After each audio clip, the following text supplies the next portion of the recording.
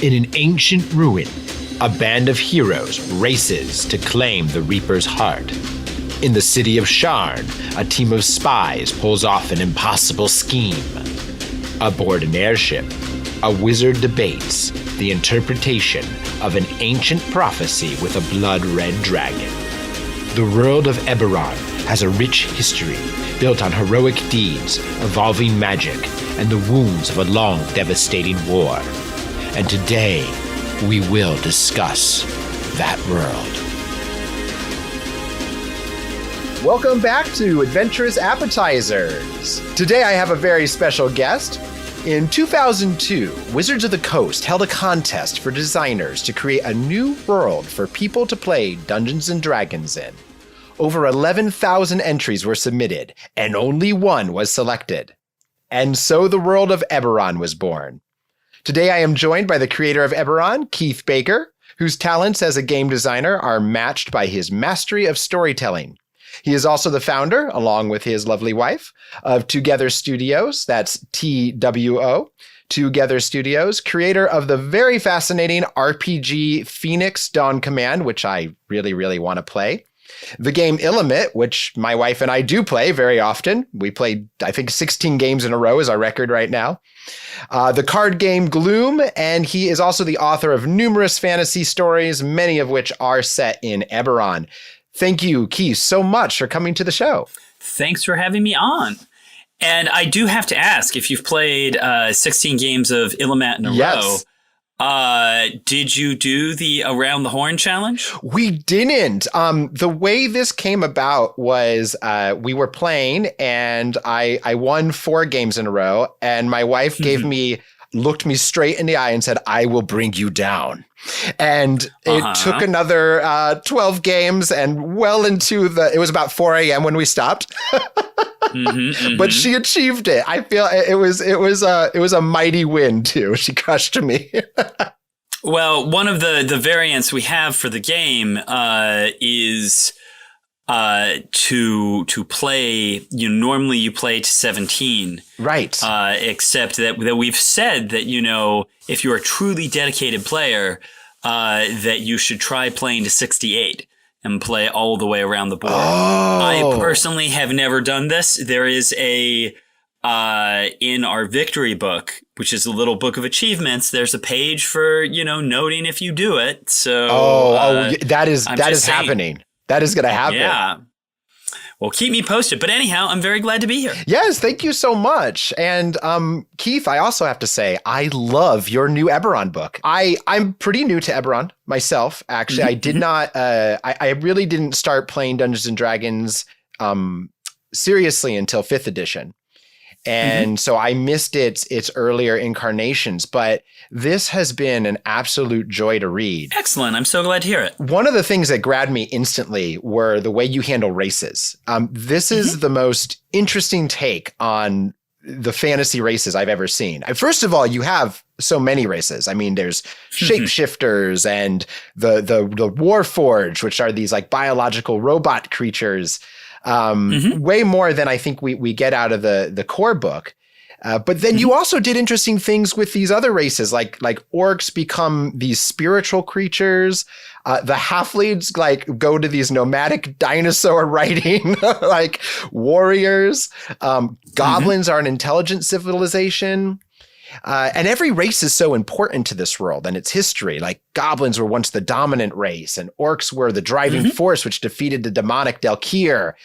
And that feels so different from the Forgotten Realms, where humans were really the driving force. And I just wanted to know what kind of drove that for you, that design choice?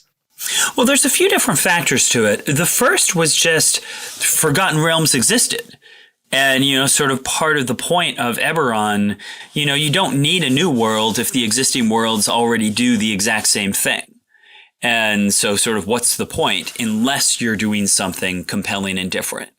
This was a particular point to the way that we handle religion in Eberron, where in Eberron, the gods don't walk the world. You're never actually going to meet a god, and it's possible for people to actually debate, are we sure they exist? And that very much is presenting an alternative to Forgotten Realms, where the gods are extremely active in the world, in part because, well, what if you want to have a plotline based on heresy or based on a schism in a church that's hard to have if theoretically we can just call Thor up on the phone and say, dude, straighten this out. And it's the same with the races, that it's just like, as long as we're going to have a new world, let's explore a different take on these than we have in the past. It is also the case that Eberron inherently from the start said that we wanted to be sort of have more shades of gray than straight, good and evil, if you will. And that was sort of tied to the orcs and the goblins, that we wanted to say that no just standard intelligent creatures should be locked into an alignment. And so thus goblins and orcs are not inherently evil. And so we get into, so what is their story? What is their thing? And this is where you get to the idea that the goblins were the dominant civilization of Corvair before their civilization was basically destroyed by the Daukir. And then humans came to Corvair and essentially took it over. And part of that idea is, for the goblins, it's not that they're evil, but at the same time, humans are basically squatting on what was the land of their ancestors, and that they have, a right to frankly feel antagonistic, towards humanity. And so it's a way of saying, well, there's nothing wrong with having a conflict, but let's actually make that conflict feel justified and interesting, not simply, oh, they're evil. And I guess before we go on too far, I should say, because a lot of our listeners are new to D&D, and they might not know what Eberron is. And I was so excited to jump in. I should give him a little intro, I guess. Eberron is a different setting for the Dungeons and Dragons world. Most of it, the like official main setting, most of the campaigns take place in the Forgotten Realms. Which, as we've been saying, is a very kind of human-centric civilization, very classic fantasy. And Eberron is a different take on that. What would you say, Keith, just to kind of sell it to folks who have not heard of it before? Why should they check out Eberron? So the core foundational principles of Eberron, there's sort of three main ones.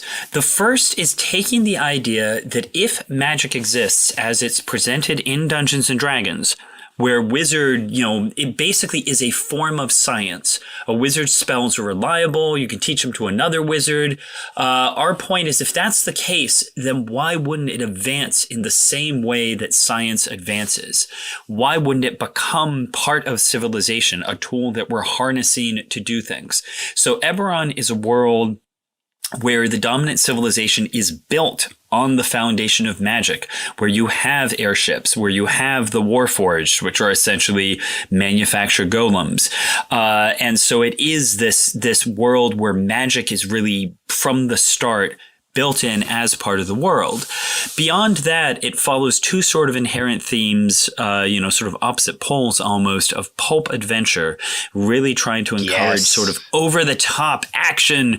One of the things we say is, pretty much the only thing better than being on, having a fight on board an airship is if it's having a fight on an airship that is crashing and, hey, on fire. Let's have, let's sort of turn things up to 11, if you will. But then at the same time, we also embrace the idea of noir, of saying that things aren't always clear cut. Stories don't always end well. Answers aren't always obvious. The villains aren't always monsters and the monsters aren't always villains. And so that's basically, those 3 points tie together. Eberron is a place where you're going to have over-the-top, high-action adventure, but where also we really want you to think about your decisions, to have to make difficult choices. and also, again, where magic really feels like it's a logical part of the world. Yeah, it feels like it feels like the industrial age hit a magical world. Right. It's great when I read Eberron. I mean, a couple things jump out immediately. First of all, the design of the book is awesome. I love the little newspaper clippings. Thanks. I mean, was that your idea? It was Jeremy Crawford's idea. I wrote most of them. But Jeremy came up with the concept, and I love it. Well, the writing is fantastic. Every time I read it, I hear it in that old, 19... Yes. And today on the Corvair sidelines, we have this. Exactly. It's amazing.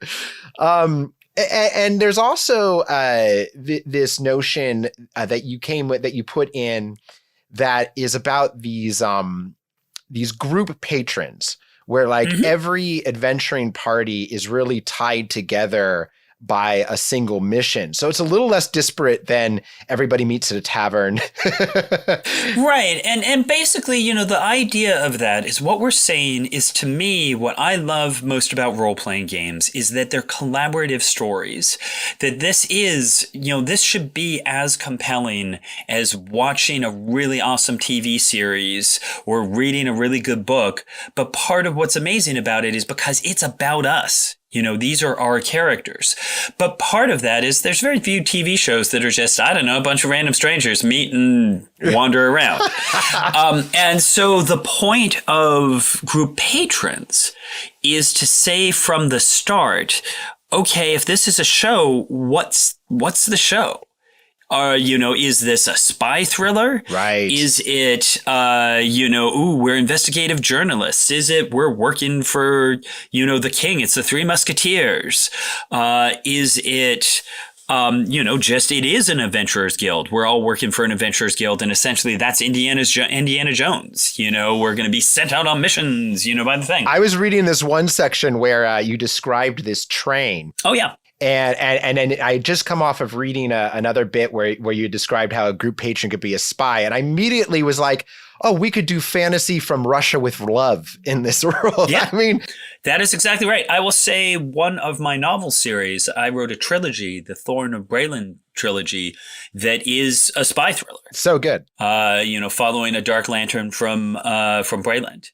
And so that is what I like about Eberron is it is designed, the world can support many different types of stories.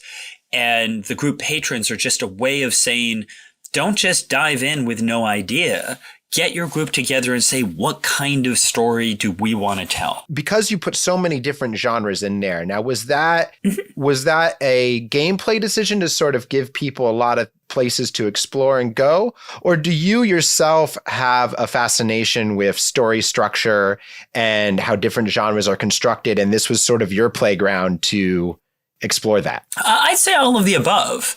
It was always the idea, when we first created Eberron in 3rd edition, part of the basic point, and this is a quote that often gets missaid, and the line is, if it exists in D&D, there's a place for it in Eberron. Now, where I say that often gets misquoted is people often say, if it exists in D&D, it's in Eberron. And that's not true. What we're saying is you can take almost anything that's in any source book or whatever and find a place you can put it. That doesn't mean that we're saying it's all there by default, randomly crammed in. A lot of people say it's a kitchen sink. And my point is, well, it's not a kitchen sink. It's just a really big sink that has enough room for whatever you've got in the cupboard that you decide to put in it. And so that's exactly, as I said, the point to me is from the start. Again, pulp and noir were two of those original ideas, but it wasn't intended. They don't always overlap perfectly. And it was always intended that that's a spectrum, and where on that spectrum is your story going to tell? If you're doing Mean Streets, of Sharn, you're leaning more heavily towards the noir, whereas if you're chasing down artifacts in Zendrick, you're leaning more heavily towards the pulp side. Beyond that, part of one of the biggest shaping elements in Eberron is the idea that the world has just come out of a devastating civil war. and that has lasted for decades. For many, for most humans, it's lasted, not only for all of your lifetime, but for, your parents' life as well. And one of the things about that is this idea that in creating your character, you should stop and say, how did the war affect me? Did I fight in it? If so, who did I fight for? If I didn't fight in it, why didn't I fight in it? And what was I doing instead? Did I lose something in the war? And part of that is a sort of thing of stopping to think about the impact an event like that has on the world. You also, at the same time, have the dragon-marked houses, which are these 13 very powerful guilds, essentially, who the core members are families who have innate magical powers and use those powers to dominate a field of industry. And to a certain degree, they sort of fill the same role as mega corporations in cyberpunk stories. It's just that they're not quite there yet. And, part of that is exploring essentially the rise of sort of corporate economic power balanced against the traditional feudal monarchy. And, again, these elements are out there. The whole idea was to say, here's a number of different building blocks for Game Master. Which ones of these do you want to use? And it really was, as I said, it was that idea of let's give you a cool chest full of toys, but we're not going to tell you which ones you have to use, as opposed to say something like Dragonlance, or for that matter, Phoenix Dawn Command, where the setting really is defined by a particular conflict or a particular direction. In Phoenix Dawn Command, you are going to be fighting the Dread.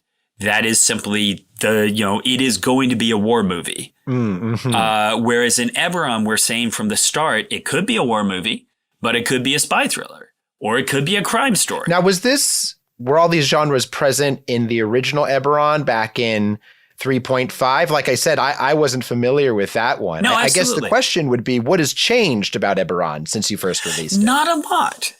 This is the thing, is that with Forgotten Realms, every time it's been reborn in a new edition, it's usually been pushed forward. The world has changed. In Eberron, we haven't actually ever pushed the world forward. The default starting date of 998 is the same in all three editions. And part of that is because that is a moment in time that is so filled with possibilities that even if you played it in third and you played it in fourth, if you played it in fifth, you could decide to move the timeline forward based on the events of your campaign, but you could just as easily run a new campaign starting in 998 and just go in a different direction. One of the things I love about that is, as a DM, and one of the first games I ever DM'd was Vampire. And I was always felt like gridlocked or like very terrified to touch the world. I always felt like there were so many supplements and so many, there were new pieces of the story that were coming out. Sometimes campaigns would add like important pieces to the story. And I felt as a DM, like a little bit afraid to change the story.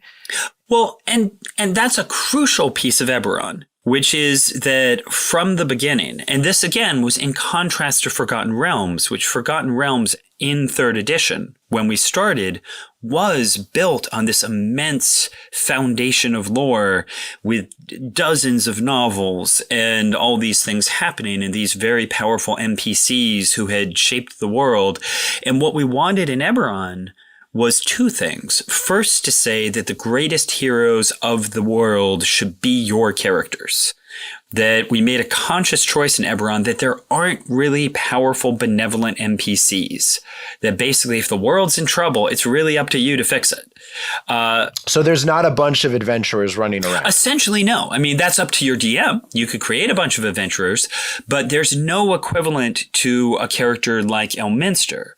There are powerful, benevolent characters, but they're always limited. The Keeper of the Silver Flame is the most powerful NPC cleric cleric of the Silver Flame, a force for good. But basically, she loses her power if she leaves the Temple of Flamekeep. So she's there. She is much more powerful than you are, at least at the start, but she can't come to Sharn to solve the problem there. Likewise, the Great Druid, Oelian, is a tree. And yes, he's a 20th level druid, but he's also a tree, so again, he can't come solve your problem. These people are out there if you need to go interact with them, but we never have that question of when the Tarask attacks Sharn, why don't Elminster and Dritz show up to fix it, Gotcha. But the other side of that, was that we also said from the start, what we want the world to be is a starting point that is a source of inspiration, not a limitation on what you want to do. So exactly to your point of being afraid to touch the world because you might break it. Right. What we've said with Eberron is everything that's there, essentially use what you like and ignore what you don't, and make your own world of it. The most crucial example of this is that I was talking earlier about the Last War. The Last War came to an end because of an event called the Mourning. And this was a magical catastrophe that completely destroyed the central nation of Ciri. And essentially, imagine that a nuclear event that took out an entire nation. The twist is that nobody knows what caused the Mourning. We don't know if it was a weapon that someone created. If it was, why haven't they used it since? It's been a couple years. Some people believe that it was just too much war magic, that the war had been fought too long, that it was essentially environmental. And that's why the war stopped. Again, we're afraid to continue because maybe what we've been doing is the cause. The main point is within the book itself, we don't explain the cause of the Mourning. It's a great example. I remember reading, actually, that was one of the first things I came across because it's right there at the beginning. And I read about the Mourning, and my first thought was, oh, what caused the Mourning? And I looked to the spot where normally in a campaign setting, it would say, here's what caused the Mourning. And you said, nobody knows. And instantly my brain opened. And my eyes went wide, and I pulled out a notebook and wrote down like 3 possibilities for the Mourning right away. I was like, oh, was this a Watchmen Ozymandias thing where they faked the Mourning to draw the world out of the war? What was going on here? And it was reading Eberron as a DM is very freeing. And I have not had that experience in reading a source book before. Usually it doesn't create that feeling of, it creates a feeling of like, oh, this is a cool place. But Eberron was like, these are cool stories. These are beginnings. And your example of the Mourning is exactly what we want. That's exactly the point of, I don't want to just tell you. I want you to decide, because then it's your story too. And again, that's what makes role-playing so amazing, is we build it together. And I love the fact that if I play in your Eberron campaign, I don't know all the answers. It's not like I'm ever going to be able to say, oh, that's not how it works. Because, well, it's how it works in your Eberron. You are not the Gygax of Greyhawk. Right. And so, for example, even just today, I posted an article on my website. Someone asked the question, do Warforged cry? I read that article. And my answer is, well, there is no official answer. Here's what I would do. But the point is, that doesn't mean you have to do it. Again, my ideas are, this is what I would do in my campaign. But we don't want there to be these absolute answers that break what you want to do. The setting is a starting point for you to build on. And the fact that you're building on the same foundation means we're all familiar with it. It means if I come to it, I do understand, oh, Sharn's the biggest city. Oh, the dragon marked houses fill this role. But I don't know how you've made it your own. And that's, ideally fun for both of us. That said, you did have a line I absolutely loved in your Warforged article. It gets back to what we were talking about at the start of the show. The line said that I don't want non-human species to behave just like humans. I always think it's more interesting to explore how a non-human species differs from humanity, as opposed to saying, well, they're just like us, but with pointy ears and green skin. I thought that was great. And I really like this idea that, I mean, I'm so focused on that. It jumped right out at me as how important your non-human species were in this thing. And does that come, like, in your background, was that something you got frustrated with as a young lad reading fantasy, or where did that come from?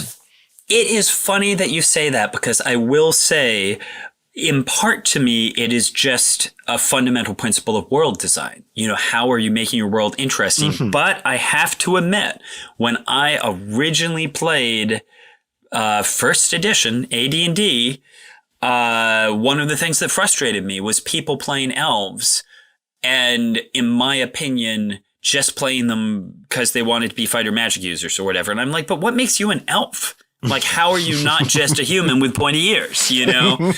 And well, we hate dwarves, so there. Right, yeah, there you go. And so, you know, this is the point of, you take the elves in Eberron, you know, as you were talking about earlier, the races are very different. And part of that to me was looking at what makes them, what makes them different from humans. And one of the things about elves is the fact that they live so long. And in Eberron, we sort of build on that in three different ways. One is the aspect that it's really hard for them to let go. That if your friend could live for 1,000 years and then he dies, you know, it's just, he's always been there. And so part of that is this idea that their religions are really based essentially around a refusal to let go of the people that they care about. The primary culture of the Irani actually preserves their greatest citizens as essentially positive energy undead.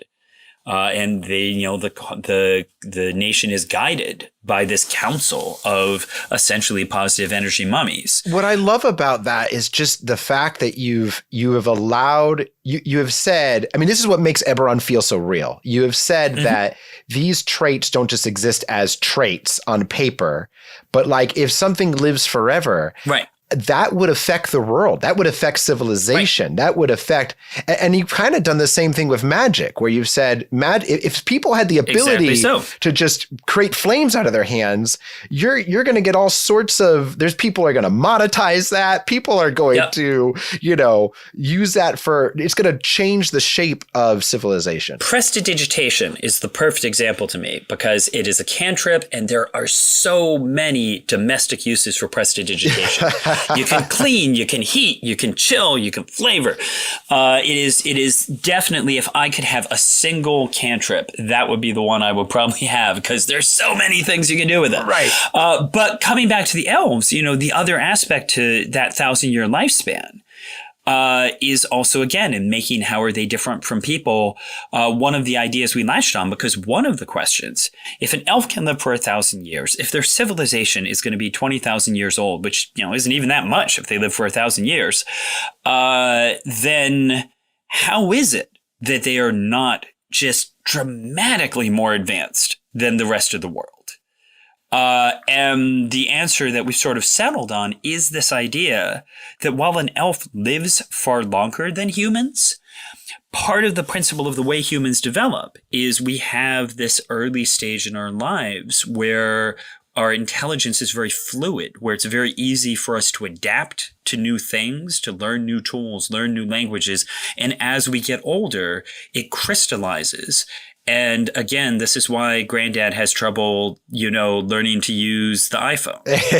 And they can still, they still have the intelligence. They can use the tools they have extremely effectively, but it's hard to suddenly learn a new thing. What we say with the elves is they actually crystallize their intelligence at the same rate as humans. So the point is they spend 900 years being your granddad. And so essentially they are really set in their ways and they are really good at the things that they do, but they do not innovate well. You can't teach an old elf new tricks. It's exactly right. And that's the idea, is that even though human civilization is much younger than the Elvish civilization, that essentially the elves are ahead of us, but we are advancing much faster because, we innovate. And that the elves really don't. And to me, that's this interesting way of saying we are going to have this traditional, the elves are an ancient magical civilization, but we're also pointing out that that's kind of a handicap for them. That in the long run, 10,000 years from now, they really won't have changed. Whereas, the Five Nations are going to have people on the moons, Yeah. That's Eberron 2.0. Yes, exactly. Well, and this is the big thing about Eberron, is one reason we haven't advanced the timeline throughout the different settings is because, to me, Eberron in 30 years will look very different than Eberron in 998.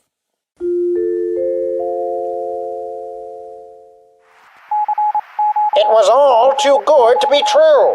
A year ago, the nefarious ally Eberron was presumed dead when she fell from an airship into the middle of Lake Galifar. Her scheme to bring the towers of Arcanix to the ground likewise seemed ended. But yesterday, according to eyewitness reports, Eberron was seen in the common room of Passage's own Kingstar Inn, talking with two other unsavory-looking characters who could not be identified. Well, I have you have a lot of fans who listen to the podcast, and some of them sent some questions in. Oh, great! And I want to make sure I get to some of those. One is from a friend of mine named Jake. He asked a question about your process. He said, when developing an RPG, where do you like to start your process? Do you begin with a macro outline and then work your way down from there? Or do you prefer to just free write the style of the game? Or do you have your own Keith Baker process? Well, when designing an RPG, designing a world, because those are two very different things. I think he meant designing a world. Okay. So to me, this is the basic thing of any sort of aspect of game design is you have to start somewhere, but it's not always going to be the same place. So when I just sort of quickly look back at a few different things that I did create, Gloom, my card game Gloom, began because I saw a deck of transparent playing cards. And I just immediately said, well, wait a second. If you can print on transparent plastic, there's got to be a cool game you can make with that. And everything else about the game sort of came from that. I initially said, well, what can you do with that? Phoenix, Dawn Command, actually started the same way in the sense of really what made Phoenix appear was I was having a conversation with a friend of mine and co-designer of Phoenix. And he said, well, what if you had a role-playing game where death was how your character improved? And I was just like, okay. And like for the next 24 hours, I just was like, okay, what would that mean? Because in part, the point of Phoenix is that the setting around Phoenix is specifically designed to create scenarios where you may have to lay down your life to succeed. And this is why Phoenix is much more directed than Eberron, because it needs to be to make that mechanic of death as advancement work. If you don't have a constant need, people have said, could you just play Phoenix and Eberron? And I'm like, not really, because Eberron isn't designed to tell that kind of story.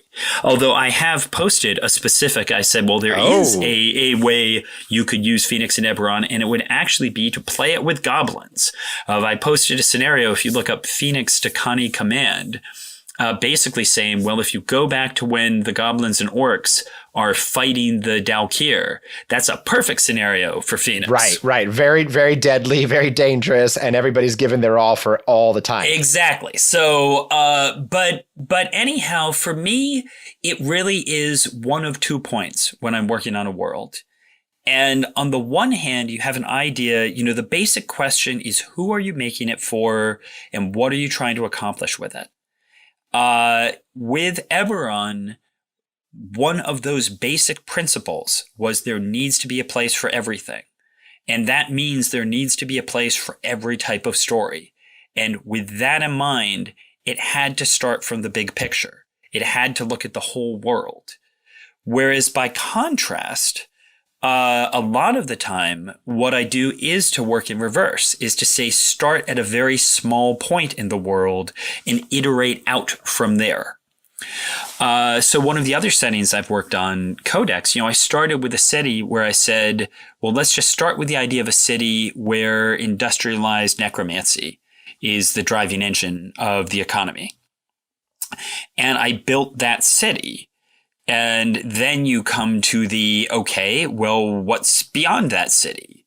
Is this a nation at war? If it has a war, who are they at war with? What are the religions here? Is there conflict with, other religions or other beliefs? And, but again, it's often easier to start that way, to say, start with one particular point, get to know that point really well, and then start asking those questions. This is a bit dated, but I have to say, I think it was in the 80s, there was a series of fantasy novels called Thieves World. Oh, yes. And it was a shared universe. And part of the point is all the stories are set in the world of Sanctuary. And we know that there's an empire, because the empire enforces the law and has sent like some elite guards to try and, govern things. But we know almost nothing about the empire, and it doesn't really matter. But at some point, when the adventurers are about to finally leave town, now we got to start thinking about the empire. and so part of my point is I build as much as is necessary for the story I want to tell. And it's the same as the group patrons. The first step is to say, what is the story? And then you figure out, what do I need to tell that story? My favorite of those is the newspaper, by the way, just because that's such a unusual and cool concept for a fantasy. No, absolutely. And for me, that actually lifts from, that was the part of this other setting I was working on before I shifted to Phoenix, was called Codex. And the reason it was called Codex was essentially that the primary drive for adventurers, the sort of idea was that there was a organization making the Codex Milena, which was basically the Hitchhiker's Guide to the Galaxy. Oh, such a good idea. That, this is every 10 years they put out a book of all, common knowledge. And that the idea is a very simple way in that world to have an adventuring group is your team gathering information for the Codex. And so, that idea works, frankly, just as well in Eberron. There was a secondary thought I had there, but it slipped my mind. Another question I have, this comes from a new DM, and which is always really exciting for me to hear that people are getting into it. And her name is Sarah, and she asked, "Hi, Sarah. Hello, Sarah. Is there a checklist of things that makes a good RPG session?" And I think what she's coming from is, as a new DM, wanting to make sure she's got her bases covered. Yeah. No, absolutely. I mean, it's a good question. I mean, first and foremost, the fundamental rule, above all else to me as a game master is, if your players have fun, you've done a good job. And that is really what we're about here, is we're getting together to have fun together. And so first of all, even if things don't go how you planned, before you start saying, "Oh no, I ruined it," the big question is, but did your players have a good time? And if they did, then everything's good. So hold that in your mind, that, the biggest check at the top of that page has to be, did the players have fun? But, when you look to that, a couple things that I immediately look to, like if I'm designing an adventure or planning a thing, is to look at the characters. I always want to design around my characters. I always want to know who's playing. Again, if this is a novel or a TV show, basically the critical question is, how is each character going to have a moment where they feel cool? And part of that is, if there's a rogue, well, is there going to be a moment? Is there a lock to pick? Is there a trap to disarm?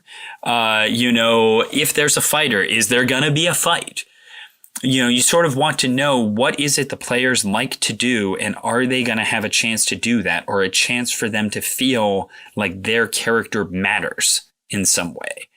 If basically you have, like I said, a rogue who's totally focused on disarming traps and picking locks, and you have 3 adventures in a row with no locks or traps, then that guy's kind of like, well, I didn't get to tell the story I wanted to tell. And really what this comes back to is just trying to understand what is it each player wants from that session. Is it that they're, again, about, focused on combat? Is it that they just want to have a moment to explore their character's history?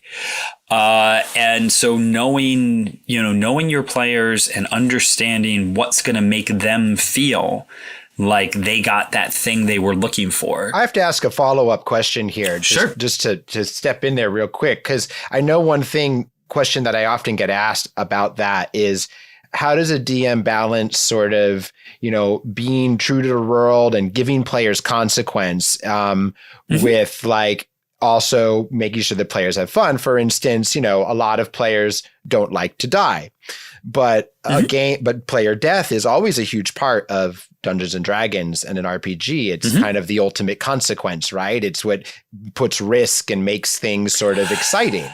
Well, we could have a whole second concept about the necessity of death, because first of all, that is what Phoenix is all about, is the ability to have those dramatic moments without it being final. My argument is that there's a lot of ways you can have serious consequence without it necessarily having to be death. And where even death itself, you can say, basically to me, I usually keep it on the table. But it is always possible to say just from the start in your session 0, is this a story where players are going to die? Because if it's not, you can still say, well, if it's not, what is the worst thing that could happen to you? Is it that you could get maimed? Is it you could get crippled? Is it that your reputation is destroyed? Is it that you lose your friend or your object or you're, out from your guild? But as I said, that's a whole second, discussion of what can you do instead of death. It is absolutely the case that without consequence, without risk, the story has no meaning. So there's a difference to me between the player gets to do the thing they're good at and the player is assured of succeeding at the thing they're good at. What I'm saying is that if I'm a rogue and I'm all about picking locks and disarming traps, I want a chance to pick a lock and disarm a trap. If I fail and everything goes wrong, I'm going to be like, dang it. But nonetheless, I had the chance. My character was important. If you see what I'm saying. So if I'm the fighter, I want a chance to fight. To me, it doesn't so much matter, do I win or lose? But there was a moment when what I do mattered. And that's what I'm looking for.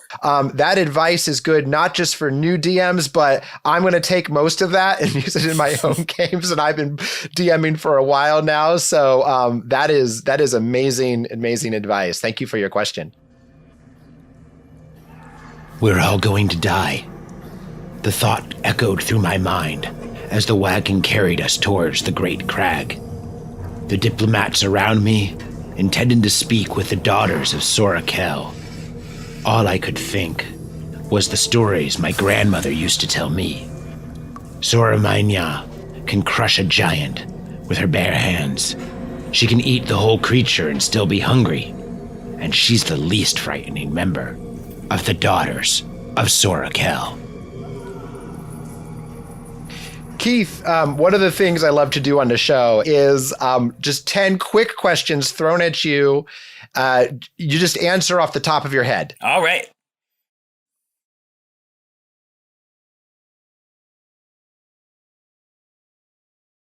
All right. You ready? Here we go. Favorite villain ever? Oh, see, that's a really tough one because I'm immediately like just giving that immediate answer. I'm like Darth Vader, just because Star Wars is three down. But I'm sure again when I stop and think, I'll be like, oh, he's not that good. There's so many better villains. But that's what I'm saying right now because he's on my mind. I love it. RPG people haven't heard of but should play. Phoenix Dawn Command. Absolutely, and I second that. Favorite hero ever? Oh, see, again, I don't usually think of folks in these roles. favorite anti-hero. See, this is a tough thing because, of course, I have to, I immediately think anti-heroes. I immediately think of Rorschach from Watchmen, but also he's got a lot of issues. That's a good choice. He was just sort of a classic archetype there. And of course, I've been watching The Watchmen recently, which I love. So we'll go with Rorschach for now. Beautiful. Beautiful. And see, if I have to go back to the hero thing, I can flip back and say I love the Question from DC, who of course is a twist on Rorschach, but slightly less anti-hero. So carry on. Scariest monster in Eberron. Oh, scariest monster in Eberron is definitely the Calorak Quarry, which is basically a creature that can consume you in your dreams and overwrite your personality with its own. The best character you ever played in an RPG, or your favorite? Okay, well, see, I'm gonna say two different answers here because my favorite character in RPG is probably a friend of mine who played 5 ducks in a battle suit in Over the Edge, which was like Voltron with ducks. That's great. And so that was a pretty good one. Favorite character of mine that I've played. Again, I just love all my characters. It is so hard to choose. I played a character I really loved in a variant. Now I'm blanking on the name. I gave you Sophie's choice here. It's a White Wolf. Exalted, in a variant Exalted system that a friend of mine made. And the issue was I played that character for about a year and had to leave the campaign, and we ended with a dramatic, basically I sacrificed myself to bring down one of the villains of the setting and became a tree. And that in some ways was the inspiration for Phoenix Dawn Command, because we were like, that was so awesome. Why don't we have things where people get to sacrifice themselves dramatically all the time? So, probably Summer from the Academy of Keys, but there you go. Your go-to board game for 2 to 4 players. Oh, again, I'm going to eliminate my own. I love Illimat, but we'll set that aside for now. I'm, most recently, I love, Onitama. Oh yeah, I just got which that. Which is a 2-player game, and it hits all my things of it's a great strategy game, but you can't think too far ahead. You have to adapt to the circumstances as they arise. It plays a little bit like very quick chess. It's really fun. Right, but the difference about it is that, again, with chess, you can plan like 5 or 6 moves in ahead. In Onitama, you can't because the options that are available to both players are constantly changing. If you could co-write a novel with anyone, who would it be? Wow. That is an interesting question. I'm just sort of going through, some of my favorite books again. I love the book, The Dictionary of the Khazars, but I doubt that I'm intellectually capable of, actively co-writing. You could get him. You could get tea for him. Yeah. And I'll just say, hitting some of my favorite designers. I love Robin Laws as a designer and a writer. I just think he's one of the most inventive and clever people out there. But I might even just say Dan Garrison, who's my co-designer for Phoenix, because again, he's one of the most brilliant sort of inventive fantasy scenario creators that I know. So shout out to Dan. You get to play Dungeons and Dragons with 2 other historical figures. Anyone from history, who would they be? Oh, wow.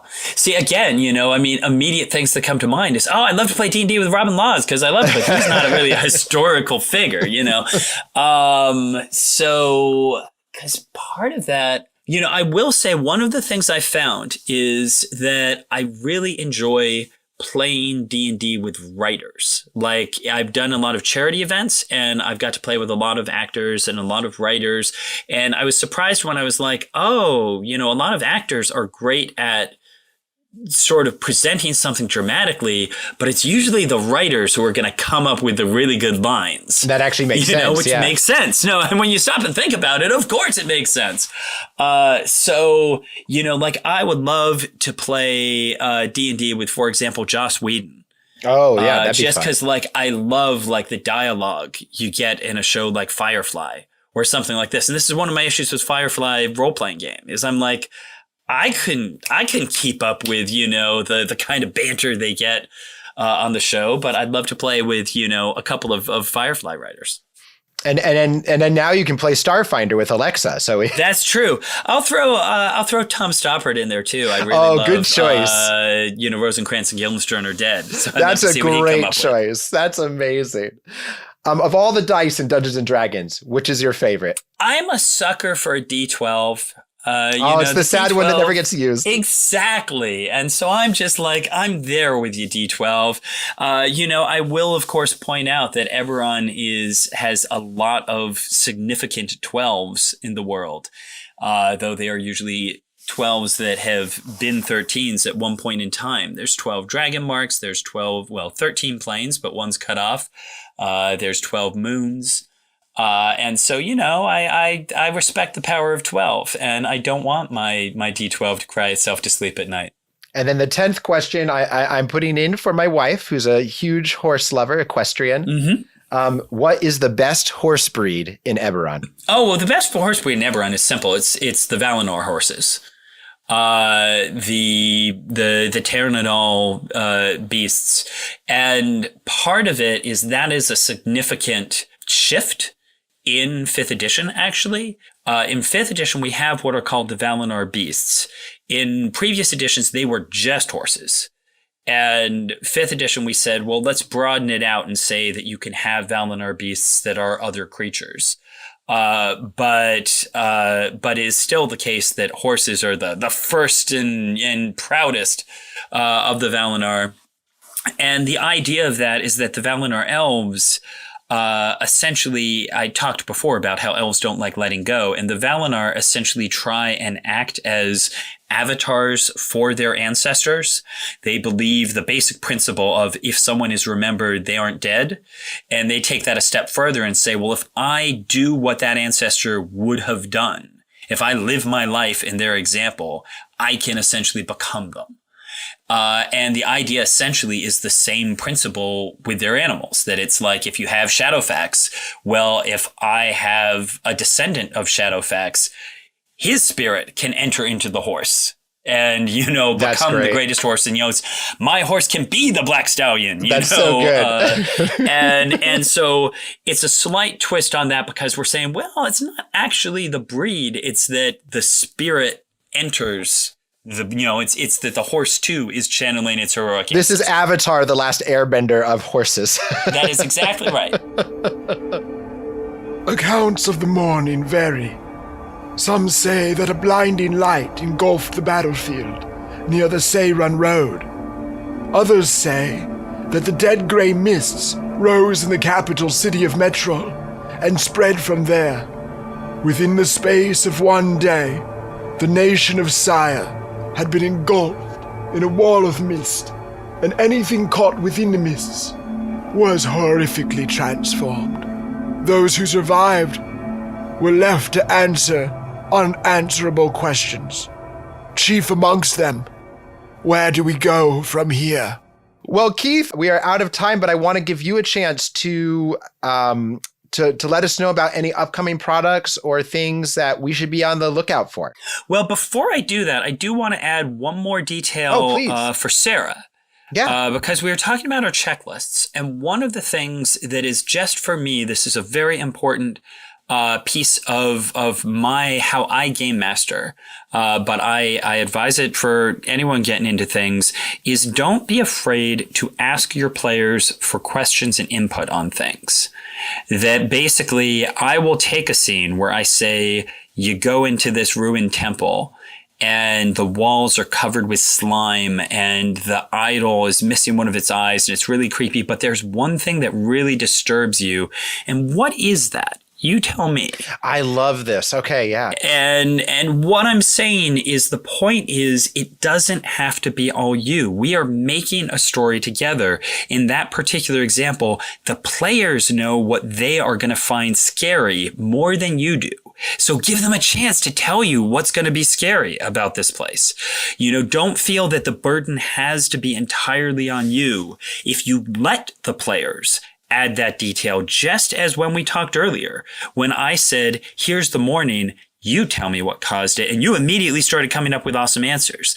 By letting the players add a detail or two, you're making it their story too, and they're going to care about it a lot more than if you just describe it all to them. So that's my last little, random Keith process note. I will say what I have coming up right now. If you go to theadventurezonegame.com, the Adventure Zone game I'm working on, which I'm really proud of and really enjoy, is in pre-order right now for until the middle of January. And if you pre-order it now, first, there's a special edition that will only be available in pre-order. And second, there's going to be some special cards that only people can only get through pre-ordering. Can I ask you a quick question about that? Please do. First of all, I watched a video of the game, which I'll post a link to, played by, away from AFK. keyboard. Yeah. AFK, yeah. And it looks so much fun and very much in the spirit of the original Adventure Zone. If my listeners have not listened to the Adventure Zone, it's by the McElroy brothers, who you might know from the Bim Bam, My Brother and Me. It's a really, really fun show. I just wanted to ask you, Keith, what was it like working with the McElroys? Were they involved much in the design? Did they give you a bunch of show notes, or did they just say, go have fun? Yes and no. I mean, it's sort of all of the above. We had a lot of conversations ahead of time of just what we were trying to do with the game.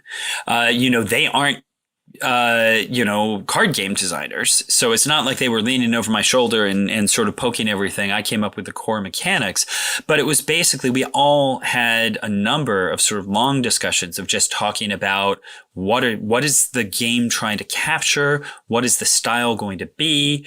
And through that, they've always given a lot of different notes. A lot of the card ideas are things directly suggested by them. And I will just say that they are pretty much, they pretty much just put it right out there with things like Mabim Bam. I mean, they are really exactly who you would expect and want them to be. And so it was a lot of fun. And one of the reasons we did the game in the first place, we actually approached them just because we were like, these seem like they would be really fun people to work on a project with. And what do you know? They're really fun people to work on a project with. And what else do you have coming down the pipeline? So the big thing I have coming down the pipeline after, the Adventure Zone game is, at this point, it's looking like February. But in February, I am working on a book called Exploring Eberron. It is going to be on the DM's Guild, but it will be print on demand, and is going to be about a 200-page book that delves into all the little areas of Eberron I've wanted to explore that I haven't had a chance to explore in the 15 years it's been out. It's going to delve into the plains. It's going to delve into the oceans. It'll talk more about the dwarves, who got a slight twist in 5th edition, and I want to go into that in more detail. It's just a lot of interesting pieces of Eberron that we've never really talked about before. Are there any adventures coming out for Eberron? There are, not from me. The Adventurers League is doing a path called Oracle of War.